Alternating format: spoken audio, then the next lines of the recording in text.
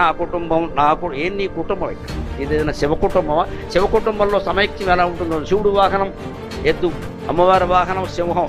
ఒక్క చూపు సింహం ఎద్దుకేసి చూస్తే శివుడు అమ్మవారు ఇద్దరు ఉండరు ఇక్కడ. సింహానికి ఎద్దు శత్రువు. శివుడు మెడలో పాము ఉంటుంది, పాముకి ఏం ఆహారం? ఎలక. వినాయకుడు వాహనం ఎలక. వినాయక చవితి నాడు నొక్కెత్తి మళ్ళీ ఆయనకు వాహనం లేదు ఇక్కడ. కుమారస్వామి వాహనం నెమలి. శివుడు మెడలో పాము ఉంటుంది. ఒక్కసారి ఆ నెమలు బయటకు వచ్చి పామును మింగేస్తే ఏమి లేదు, శివుడికి ఆభరణాలు లేవు, మళ్ళీ లలిత జ్యువెలరీ పోవాల్సింది. ఇంత వైరం ఉందండి శివ కుటుంబంలో. ఒక వాహనానికి ఇంకో వాహనానికి పడదు. పరమశత్రువులందరూ కలిసి ఉన్నారు. ఎందుకు తెలుసా? భగవత్ సన్నిధిలో ఉన్నారు. కారణం అది, భగవత్ సన్నిధిలో ఉన్నారు.